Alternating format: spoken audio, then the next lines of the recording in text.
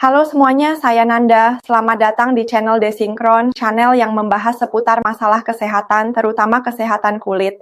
Di video kali ini kita akan kupas tuntas soal body lotion non-BPOM yang lagi marak di pasaran. Kamu pasti pernah lihat iklan lotion instan bikin putih dengan harga super miring, tapi pernah nggak sih kepikiran apa bahannya benar-benar aman? Nah, video ini bakal kasih tahu cara mengenali produk ilegal, ciri-ciri kulit yang mulai menipis, bahaya jangka panjangnya, sampai tips merawat ulang kulit setelah terlanjur pakai lotion abal-abal. Jadi pastikan tonton sampai habis ya supaya kulitmu tetap sehat dan aman. Tentunya saya tidak sendirian, saya bersama dengan Dr. Donili, dokter AI kita semua yang fokus membahas masalah kesehatan kulit. Assalamualaikum dok, gimana kabarnya? Waalaikumsalam Nanda, Alhamdulillah kabar baik. Hari ini kita bahas body lotion non-BPOM ya. Gini dok, belakangan ini saya sering lihat iklan lotion yang katanya bikin kulit putih instan. Tapi lotionnya malah nggak ada izin BPOM. Saya jadi penasaran nih. Pertanyaan yang menarik, banyak orang tertarik karena lotion non-BPOM biasanya ditawarkan harga murah dan janji hasil instan. Seringkali ada foto before after yang super mulus di medsos sampai kamu kepincut juga kan? Padahal lotion resmi BPOM itu sudah diuji aman dan kandungannya jelas. Sementara lotion ilegal belum pasti keamanannya. Bisa saja di dalamnya dicampur bahan-bahan keras seperti steroid, hidroquinon, atau merkuri biar efeknya cepat kerasa. Jadi bedanya, lotion resmi sudah melewati uji laboratorium dan aman dipakai sesuai aturan. Sedangkan lotion non-BPOM risikonya besar karena kandungannya nggak jelas dan bisa merusak kulit. Kalau begitu, lotion murah dengan janji instan itu memang harus diwaspadai ya. Kita harus pastiin dulu aman atau tidak. Saya jadi penasaran deh, karena lotion itu kan cuma dioles di kulit doang. Kok bisa sampai bikin kulit kita jadi menipis gitu? Sebenarnya lotion biasa yang terdaftar BPOM itu aman dan nggak bikin tipis. Masalahnya banyak lotion ilegal yang dicampur bahan keras seperti steroid atau zat pemutih agresif. Steroid oles itu semacam obat antiinflamasi kuat. Efek sampingnya, steroid bisa menghambat produksi kolagen di kulit, padahal kolagen ini seperti penyangga kulitmu. Kalau kolagen berkurang, kulit jadi menipis dan kurang elastis. Akibatnya kulit jadi mudah luka, gampang memar, dan bisa muncul guratan merah mirip stretch mark. Selain itu, bahan hidroquinon atau merkuri yang sering ada di lotion non-BPOM juga bisa bikin kulit iritasi dan rusak. Intinya sih, bahan-bahan keras itu yang bikin kulit menipis karena efeknya terlalu kuat dan agresif. Oh gitu, jadi selama ini kulit kita menipis karena ada zat rahasia di lotion itu. Serem juga ya. Kalau kulit kita mulai menipis efek lotion ilegal itu, gimana sih tanda-tanda awal kalau kulit sudah mulai menipis? Dan apa saja ciri-cirinya dok, kulit yang mulai menipis? Kalau kulit mulai menipis, biasanya ada beberapa tanda khas. Misalnya muncul guratan-guratan halus berwarna kemerahan seperti stretch mark di bagian kulit yang diolesi lotion. Pembuluh darah halus di bawah kulit juga bisa terlihat jelas, muncul garis-garis pink kemerahan atau keunguan di permukaan kulit. Kulit yang menipis biasanya lebih mudah memar saat terkena benturan ringan atau bahkan sentuhan biasa. Kamu mungkin juga merasa kulit terasa lebih tipis atau kering dari biasanya dan bisa jadi lebih sensitif. Intinya, kalau setelah pakai lotion tertentu, kulitmu tiba-tiba mudah memar, timbul bintik merah, atau ada guratan-guratan tadi, itu tanda harus berhati-hati. Itu artinya kulit mulai terganggu dan perlu dihentikan pemakaian. Waduh, tanda-tandanya detail juga. Jadi misalnya tiba-tiba kulit gampang memar tanpa sebab atau muncul garis merah di kulit, harus waspada banget ya. Tadinya saya kira lotion cuma bikin kulit jadi putih doang dok. Ternyata bahaya banget ya. Emangnya kalau terus dipakai dalam waktu lama, ada efek samping lain nggak sih selain kulit menipis? Bahaya jangka panjangnya banyak banget. Selain kulit menipis, kamu bisa mengalami perubahan warna kulit yang parah. Misalnya muncul bercak-bercak gelap, hiperpigmentasi, atau malah bercak putih keputihan karena efek hidroquinon. Kulit yang terus kehilangan melanin juga jadi lebih rentan, terserang sinar matahari, membuat keriput datang lebih cepat, atau bahkan meningkatkan risiko kanker kulit. Belum lagi, akibat steroid yang terserap ke tubuh, hormon bisa terganggu. Kulit yang sering dipakai produk berbahaya juga biasanya jadi sangat kering, gampang iritasi, dan sering terserang jamur atau bakteri karena lapisan pelindung kulitnya lemah. Jadi dampak jangka panjangnya serius, bukan cuma masalah estetika, tapi bisa berpengaruh ke kesehatan kulit secara keseluruhan. Astaga, banyak juga ya akibat buruknya. Gak nyangka pakai lotion bisa sampai ganggu hormon gitu. Lanjut ya dok, misalnya nih, ada teman-teman di sini sudah pakai lotion berbahaya, terus kulitnya mulai menipis. Apa bisa kulitnya itu pulih lagi seperti semula? Kalau sudah terjadi penipisan, beberapa akibatnya memang susah untuk hilang sepenuhnya. Misalnya, guratan-guratan merah seperti stretch mark biasanya permanen, meski pemakaian lotion berbahaya dihentikan. Namun, bukan berarti nggak bisa diperbaiki sama sekali. Dokter bisa meresepkan krim khusus atau perawatan seperti laser untuk membantu meratakan kulit dan meningkatkan elastisitasnya. Yang penting kamu segera hentikan produk itu, istirahatkan kulit, dan perbaiki dengan perawatan aman. Kulit bisa membaik dengan waktu dan perawatan tepat, tapi hasilnya seringkali belum bisa kembali 100% seperti semula. Duh, berarti harus segera stop lotion yang non-BPOM teman-teman. Dan kalau sudah ada penipisan risikonya memang susah pulih total ya. Selain steroid tadi, ada bahan apa aja sih yang sering dipakai di lotion abal-abal itu? Saya pernah dengar ada merkuri sama hidroquinone. Itu kenapa bahaya ya dok?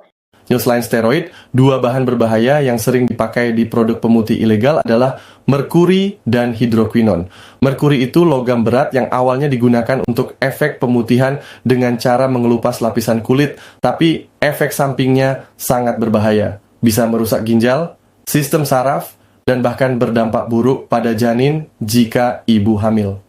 Hidroquinone adalah zat kimia pemutih yang dulunya pernah dipakai, tapi sekarang sudah dilarang untuk produk bebas.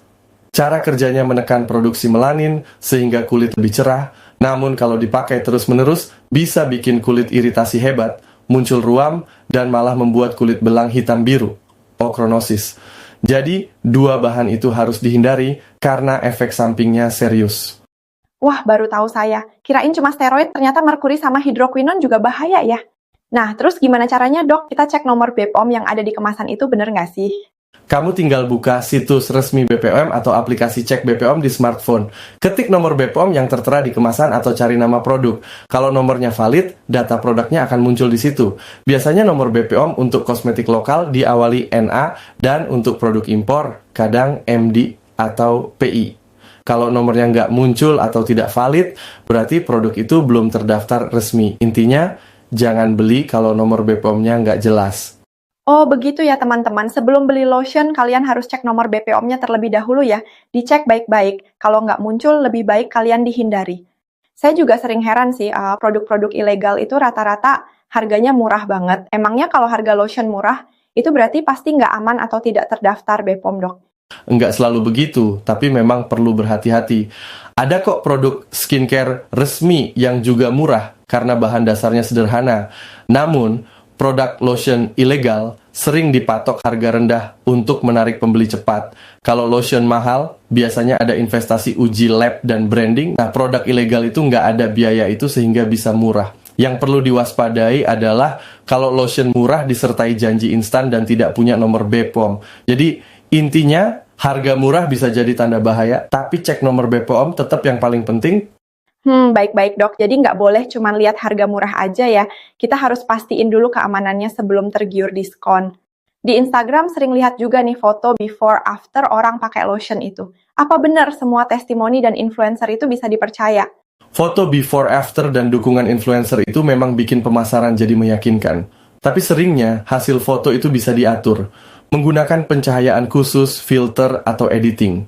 Influencer juga kadang dibayar untuk promosi. Jadi mereka fokus pada hasil instannya saja dan nggak bilang sisi negatifnya. Jadi kita harus tetap waspada. Selalu cari sumber tambahan seperti review jujur atau artikel ahli. Produk yang aman biasanya lebih mengedukasi konsumen, bukan hanya pamer hasil instan di foto. Oh iya ya, jadi kita nggak boleh langsung percaya kalau belum lihat bukti kuat. Maklum, saya juga pernah tertipu sama testimoni cantik di Instagram. Terus gimana sih cara kita bedain lotion yang asli sama yang palsu atau abal-abal, dok? Biar teman-teman semua tahu nih ciri-cirinya seperti apa. Produk asli resmi pasti punya kemasan yang rapi, label jelas, dan nomor registrasi BPOM yang bisa dicek. Produsen resminya juga mencantumkan komposisi lengkap dan informasi pabrik. Kalau produk palsu atau ilegal, kemasannya sering murahan, tulisan tidak rapi, bahkan nomor BPOM di label biasanya palsu atau nggak ada. Mereka suka meniru merek terkenal supaya kelihatan asli. Jadi untuk membedakannya, periksa dulu nomor BPOM-nya di situs resmi, cek kualitas cetakan label, logo harus tepat, tidak ada typo, dan belinya di toko atau situs resmi. Jika curiga ada yang janggal, mending dihindari. Berarti lebih amannya kita beli di tempat resmi atau terpercaya aja ya. Jangan sampai kalian kejebak produk KW, yang rugi kalian sendiri kan. Oke dok, lanjut. Untuk pertanyaan selanjutnya ini dari komentar subscriber kita dok, kalau misalnya saya pengen mencerahkan kulit tapi mau yang alami aja, bisa nggak dok? Terus bahan alami apa yang umumnya aman dipakai untuk mencerahkan kulit? Banyak pilihan bahan alami yang cukup aman untuk mencerahkan kulit. Contohnya ekstrak bearberry mengandung arbutin, ekstrak likoris, ekstrak mulberry, atau vitamin C topical. Banyak produk pemutih alami mengandung bahan-bahan itu.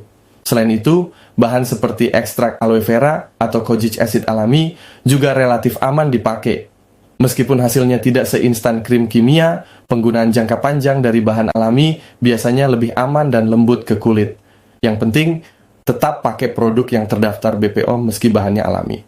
Wah, ternyata banyak juga ya bahan alami yang bisa bantu mencerahkan kulit kita. Semoga pertanyaannya terjawab dan teman-teman yang lain. Jika ada pertanyaan seputar permasalahan kulit kalian, boleh komen di bawah juga. Sekalian nanya soal recovery ya dok. Kira-kira butuh waktu berapa lama sih kulit bisa sembuh setelah kita berhenti pakai lotion berbahaya itu?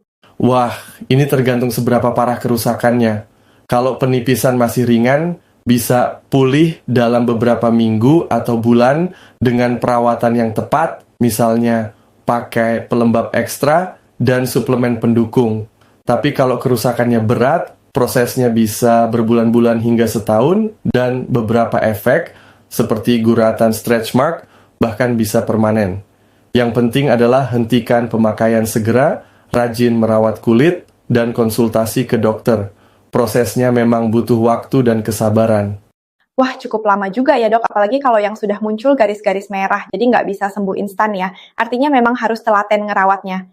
Tapi misalnya gini dok, saya udah kepake lotion itu, cuman beberapa kali aja, dan belum ada masalah di kulit saya. Apa masih harus buru-buru stop atau gimana? Lebih baik langsung berhenti. Jangan tunggu efek buruknya muncul, karena bahan-bahan itu sudah masuk ke kulitmu. Setelah itu, ganti dengan produk yang aman dan lembabkan kulit dengan pelembab yang baik. Konsultasi ke dokter juga baik jika perlu. Pokoknya jangan coba-coba lagi. Mencegah kerusakan lebih mudah daripada mengobati yang sudah terjadi. Iya ya, mendingan berhenti sekarang aja daripada nantinya nyesel. Jangan mau tergiur dengan yang instan-instan deh. Lalu kapan sebaiknya kita periksa ke dokter kulit terkait masalah ini dok? Kalau kondisi kulit mulai parah atau memburuk, misalnya muncul luka terbuka, nanah, gatal hebat, atau bekas luka makin lebar, sebaiknya langsung ke dokter kulit. Dokter bisa memberikan perawatan medis yang diperlukan, seperti krim khusus, obat, atau terapi sinar. Jangan ditunda, karena penanganan lebih awal bisa mencegah kerusakan lebih lanjut. Intinya, kalau ragu atau gejala tak kunjung membaik, konsultasi ke tenaga medis itu langkah terbaik. Baik-baik dok. Jadi kalau udah parah, seperti muncul garis-garis merah sampai stretch mark, jangan malu ke dokter ya. Kesehatan kulit kalian harus diutamakan. Bagi teman-teman yang udah terlanjur kena nih dok, ada nggak perawatan ringan yang bisa dilakukan di rumah yang dapat membantu kulit pulih? Beberapa tips sederhana bisa membantu. Pertama, pastikan kamu selalu menjaga kelembapan kulit. Gunakan pelembab yang lembut dan cocok dengan kulitmu. Bisa yang berbahan dasar air atau minyak alami seperti shea butter atau minyak zaitun. Kedua, lindungi kulit dari sinar matahari dengan selalu pakai sunscreen. Karena kulit yang menipis lebih mudah rusak kena sinar UV. Jangan lupa juga konsumsi makanan kaya vitamin C dan E untuk bantu regenerasi kulit dari dalam. Hindari menggaruk area kulit yang menipis agar tidak makin rusak. Dengan perawatan lembut seperti itu, kulit akan lebih cepat pulih. Oke dok, jadi intinya jaga kelembapan sama lindungi kulit kalian dari sinar matahari langsung ya. Tips ini simple tapi penting banget kalian lakukan. Baik dok, terima kasih banyak atas semua penjelasannya. Sebelum kita tutup, ada pesan terakhir nggak sih buat kita semua, utamanya cewek-cewek yang pengen banget cepat putih? Pesan saya, selalu utamakan keamanan kulitmu. Jangan tergoda dengan janji instan tanpa tahu risikonya. Pastikan setiap produk yang kamu pakai terdaftar BPOM. Cek label dan baca komposisinya, serta cari informasi sebanyak mungkin. Kalau masih ragu, konsultasi saja ke dokter kulit atau tenaga profesional. Ingat, merawat kulit dengan aman itu investasi jangka panjang. Lebih baik menunggu hasil perlahan tapi aman daripada cepat namun berisiko. Iya, betul banget. Sekali lagi makasih banyak dok, semoga bertemu di episode-episode selanjutnya ya. Sama-sama, saya juga makasih banyak sudah diundang ke sini, bisa berbagi informasi dengan teman-teman semua. Terakhir dari saya, ingat jagalah kulit kalian, bijak dalam memilih body lotion, perhatikan apakah sudah terdaftar BPOM. Kalau ada yang ingin ditanyakan, silahkan komen di bawah. Dan kalau kalian suka dengan informasi yang kami sampaikan, silahkan di like dan tentunya di subscribe ya. Sampai jumpa.